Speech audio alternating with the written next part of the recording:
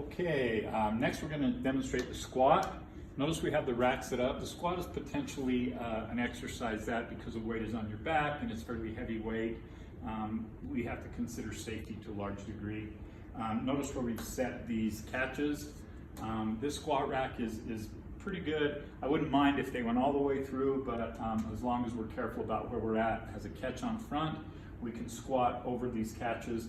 We've set them so as if Zach gets in trouble and he can't come back up with the weight, he can simply unload it and it would be immediately caught on these. So he can he can perform a full squat within the confines of the rack, but if he gets in trouble, he can unload it.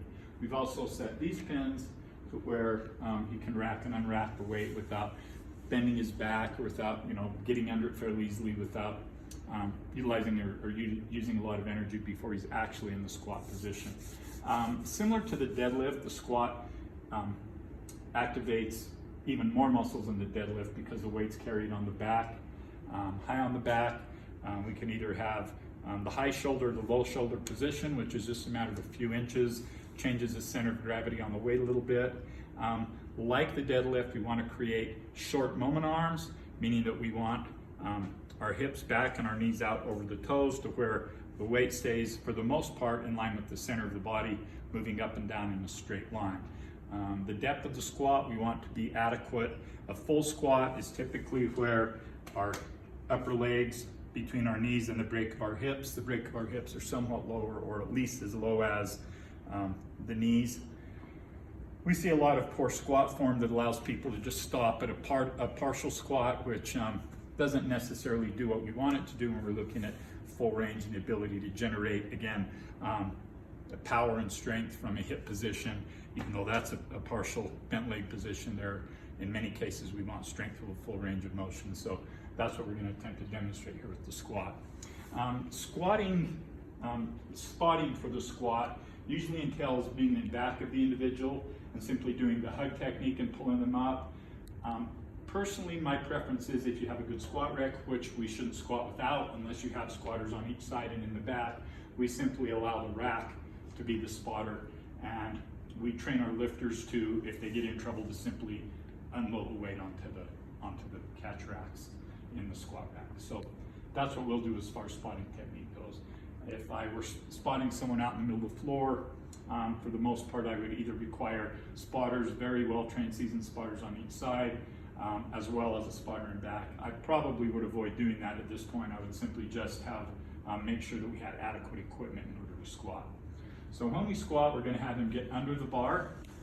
His position there is the bar is high, so he's in a high back squat position.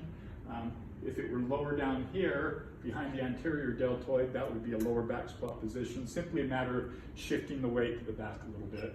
I think Zach typically does more of a high back squat position, so I'm going to have him do that. He's going to unrack the weight, step up, step forward in relatively short steps. He doesn't have a huge amount of weight on. And then with his head up, and again, the good lift position, good solid back, not arched, not cat back or cow back. It'll simply check his foot position there, shoulder width apart. Again, feet can be slightly out to straight, head up, and go ahead and perform the squat. It's going down, knees right over the front of the toes, that looked good. Back looks straight, let's do one more. Hips go back stays straight. Okay, good, let's do one more.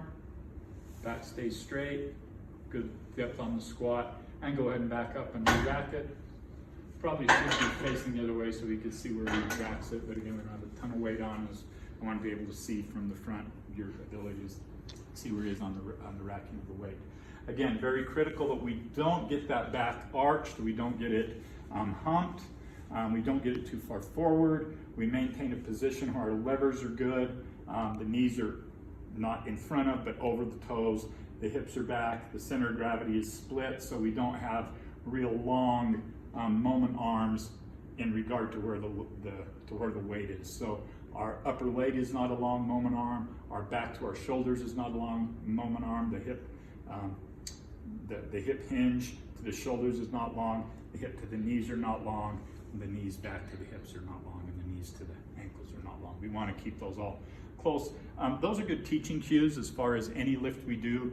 If we instruct our lifters as to what a moment arm is and to why it's important to keep it short, then I think that helps instill that idea of safety and maintaining a weight close to the body, and reduces our chance of injury, particularly to the lower back and the knees and those types of things, and squats and floor lifts and really any type of lift. Thanks.